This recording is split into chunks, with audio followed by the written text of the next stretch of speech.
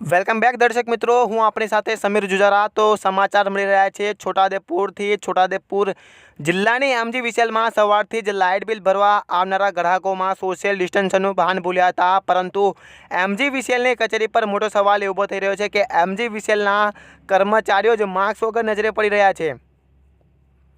આજરોજ છોટાઉદેપુર જિલ્લાની મોટામાં મોટી એમજીવીસીએલના કર્મચારીઓ જ માસ્ક વગર નજરે પડી રહ્યા છે। છોટાઉદેપુરથી અમારા સંવાદદાતા વિજય રાઠવા જોડાઈ ગયા છે। વિજય, એમજીવીસીએલને લઈ શું વધુ વિગત? જી સમીર, ચોક્કસથી જણાવી દઈશ કે આજે છોટાઉદેપુર જિલ્લાની સૌથી મોટી ગણાતી એમજીવીસીએલ કચેરીમાં સવારથી જ સોશિયલ ડિસ્ટન્સનો ગ્રાહકોમાં અભાવ જોવા મળી રહ્યો હતો, પરંતુ આપણે વાત કરીએ તો છોટાઉદેપુર જિલ્લાની એમજીવીસીએલ કચેરીના કર્મચારીઓ પોતે જ માસ્ક વિના જોવા મળી રહ્યા છે અને તેઓ કોરોના ગત દિવસોમાં પણ અહીંયા એક પોઝિટિવ નોંધાઈ રહ્યો હતો, તેમ છતાં પણ છોટાઉદેપુર એમજીવીસીએલ કચેરીની આંખો ખુલતી નથી અને લોકોના જીવ જોખમમાં મુકાઈ રહ્યા છે તેમ લાગી રહ્યું છે।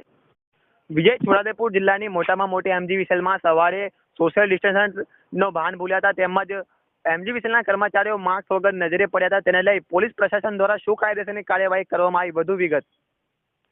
જી ચોક્કસથી જણાવી દઉં સમીર કે છોટાઉદેપુર જિલ્લામાં જે સવારે એમજીવીસીએલમાં જે ઘટના બની છે, સવારથી જ ગ્રાહકો તેમજ કર્મચારીઓ પણ માસ્ક વિના નજરે આવ્યા છે, પરંતુ છોટાઉદેપુર પોલીસ આનાથી બિલકુલ અંજાન હોય તેમ લાગી રહ્યું છે।